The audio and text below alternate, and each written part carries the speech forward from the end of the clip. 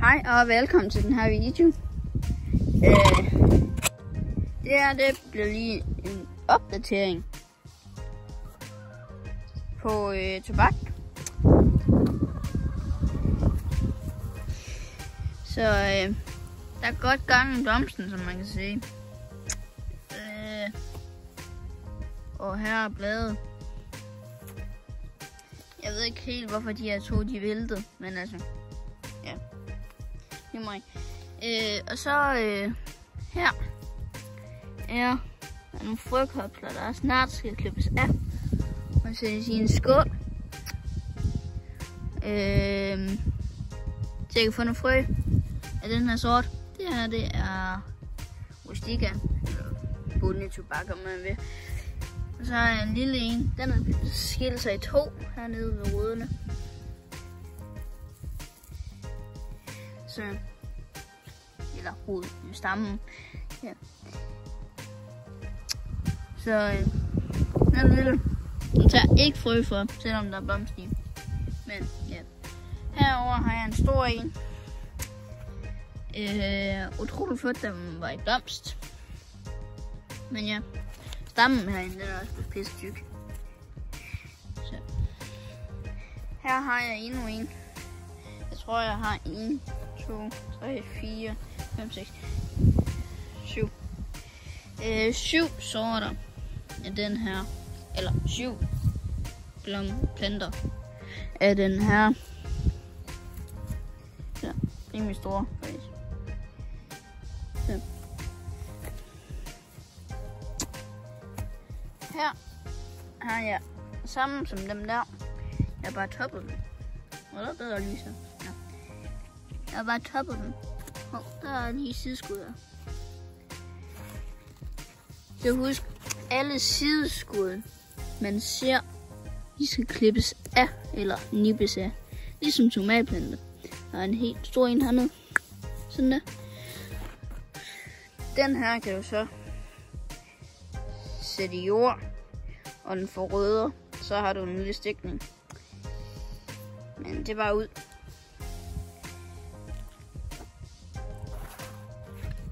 Det er også nogle flere blade, der er her. Ja. Rykker vi så herover. Så nogle blomster. Rimelig dæbende høj. Det her, det er en sort, der hedder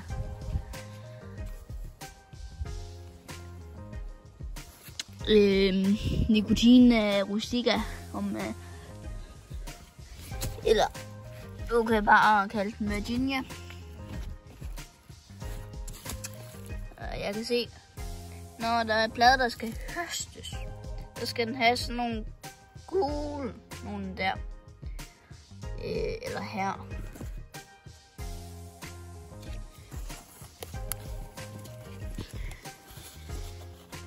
Det er også snart klar, det der. Nu har vi det her. Ja, det er også snart klar. Men det her, det er klart. Jeg bare lige vælge at tage de 3 hernede i bunden.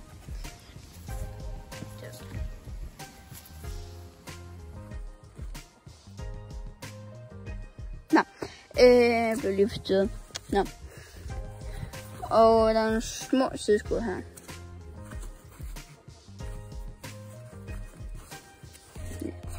De er for små til at få fat i. Så. Nå. Ja. Den her, den går over og kommer i blomst. Og den får ikke en normal gul blomst, som dem derovre. Får nemlig sådan en blomst her. Ja, den ikke bare. Jeg synes, den er fuck. Undskyld mit sprog. Jeg synes, den er meget hammerende pæn. Det er med vores store plante her. Den er højere end mig, og jeg er indtil videre, så er jeg 153. Den er nok 160 måske. Den her plante.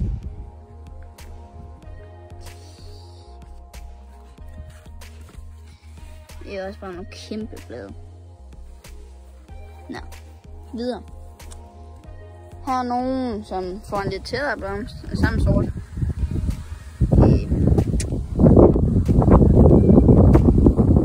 Ja, jeg har 3, 6,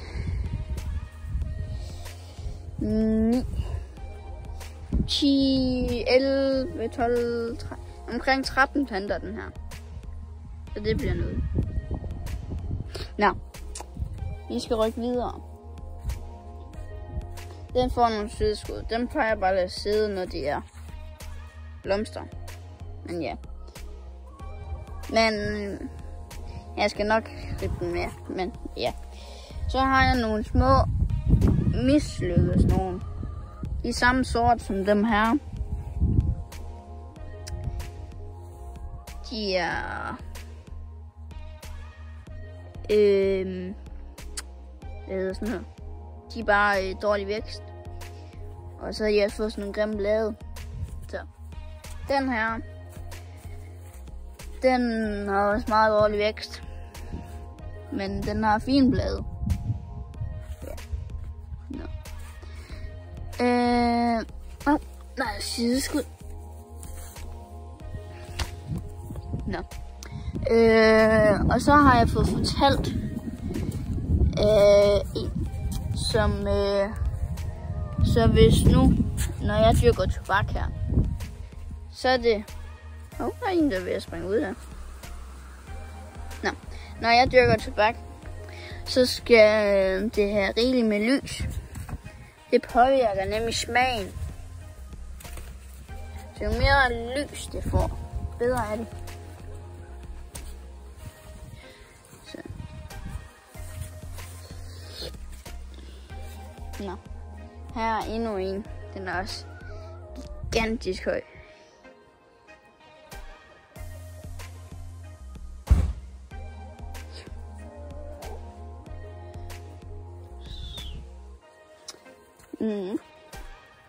Det er sådan en kæmpe blad. Altså det her, det er en størrelse 37.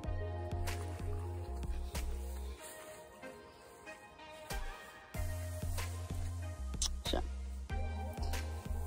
Og går vi lige videre. Nu skal vi tjekke, om der er en blade, vi kan høste.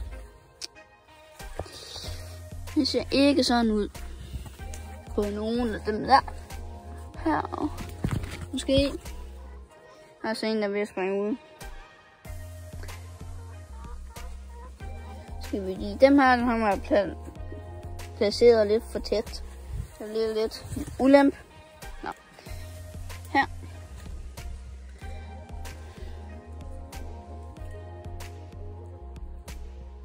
Jeg synes, den er pisseflot. Og den er, jeg ved ikke, hvor godt man kan se på kamera. Men den er bare sådan mega flot. Og der er en, der er allerede afblomstret. Nå. Han smider selv blomsten. Nå. Den er fin. Og så har jeg inddelt det i sider. Så på venstre side, altså derover, er rustikkerne, bondetobakken. Og her er der så Virginia. Her var et stort sideskud.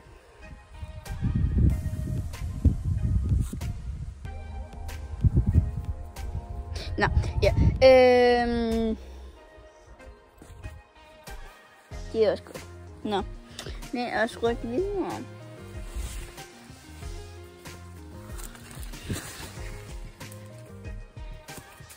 Ja, den har jeg vist. Godt.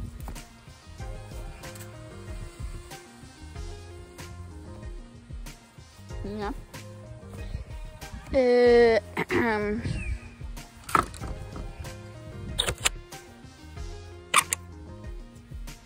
Nå. Ja. Så skal jeg lige sige, husk at like og subscribe, eller hvad det er. Her, der skal der nye planer for næste år. De paller her skal lige væk. Og lige ned og kop. Det her skal også væk. Båden skal komme ind i laden.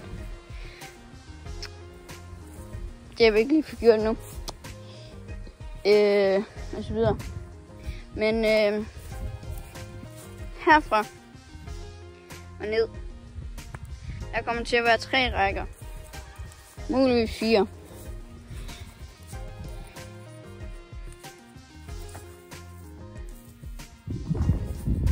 Lige som glasskår. Nå. Muligvis 4 rækker med tobak. Og jeg er ikke helt enig med mig selv, hvor stor jeg skal gøre området. Jo, der er et kaninbur der. Det er til salg. Nå, det er ikke færdigt. Mange bunden derovre skal lige sættes på. Herfra. Og så kører jeg hele vejen ned hertil måske. Det er alligevel også. Det er i hvert fald 7 meter. 8 meter måske. Ja. Det kommer an på, hvad jeg lige har plads til inde på forspiringsområdet. Vindueskarmen. Ja. Ellers så, hvis nu jeg skal gøre ligesom derovre, hvor at der er hegn på, så har jeg lavet det her område her, hvor det lige bliver slået ned og så videre. Men der er et andet hus. Så skal vi pille ned, og så skal vi putte det der legehus på det. Men så, jeg har den ulempe, at vi har placeret træer. Og muligvis skal vi have bier herinde. Ja, for eksempel, der er 3.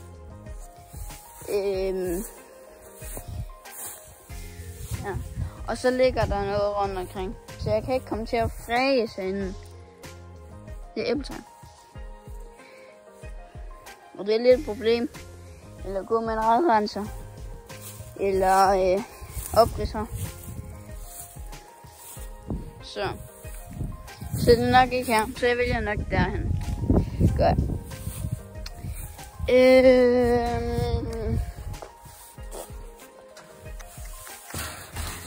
Fuck. Nå. Ja. Actually. Let me see. Nå. Ja. Nå. Ja, så jeg visker jo bare der. Så skal jeg muligvis vise det værktøj, jeg har til rådighed næste år. Eller også i år. Men der er ukrudtstykker jeg fra mig, så det bliver rimelig hårdt. Bare lige se, om der er åben. Det er der ikke. Så det bliver ikke den her video. Den næste video. Så ser I det. Så glæder jeg til næste år. Tobaksæsonen, den er snart slut. Eller den er ikke slut. Vi skal bare lige vente på, bladene bliver klar til høst. Og så skal vi så have losset dem ind. Så har jeg valgt så losset dem ind i garagen. Så kan I tørre der. Så har jeg fået en mælketønde. Så har jeg fået en mælketønde, som sagt. Eller, ja. Så kan jeg putte tobaksplade deri. Så kan jeg så fermentere dem, så I får en mere sødere smag. Men det er jo bare et eksperiment, når man har mulighed. Og så vores tørreområde, det her. Der har vi sat sådan en ramme op her. Lige en til deroppe. Og så har vi så taget pladerne på i sådan nogle elastikker her. Så ligger de her. Så tørrer vi den der. Ligesom man gør på prærien. Her. Så begynder de sådan at blive gule. Og så, som I så derovre i planten, så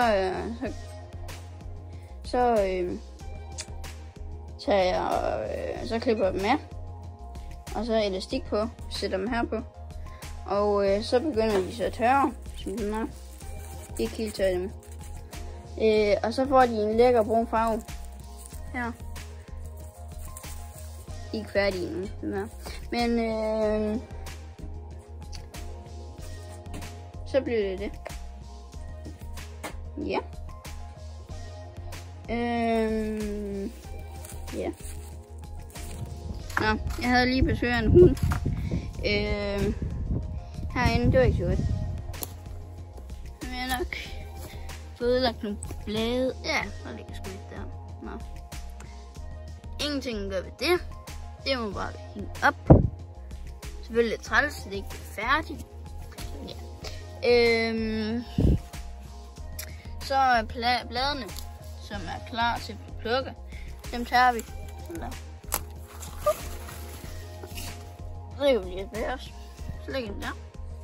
Klar. Det her også. Det her.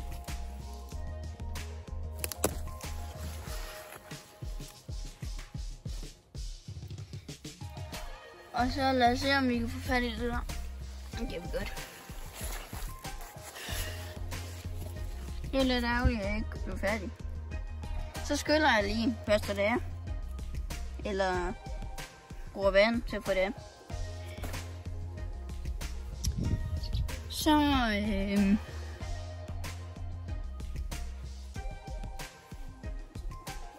ja. Ikke tage af det der. Nå. Så ja. Så. Ja, det er så flot. De ligger lige der i skyggen, indtil jeg kommer tilbage. Lige ser mere.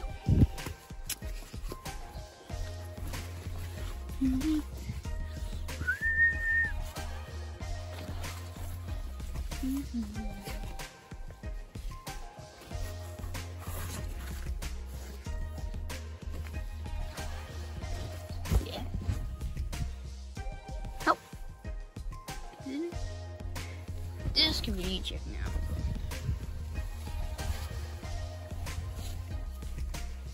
Ja, rimelig fucking hystede de her blade. Nå. Var det et blad? Det var sandelig et blad, som er klar til høst. Det her.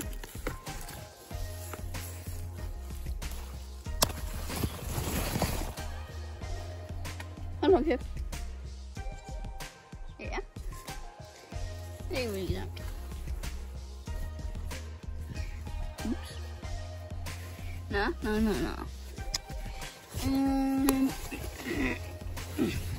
Nå. Ja, fik jeg ikke lige filmet det sidste derovre. Nå. Herinde er jeg ved at springe ud.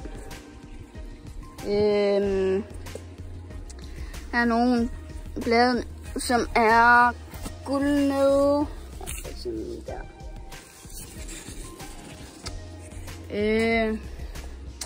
Så der er nogen her, der snart skal høstes. Den her, den havde en mærkelig top. Så den havde jeg klippet toppen af. Se, hvordan det er.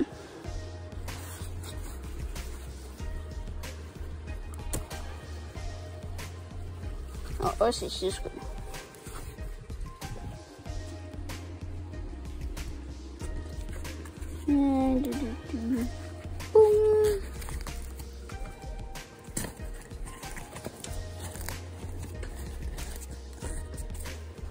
Ja, så det er alt for den her video her.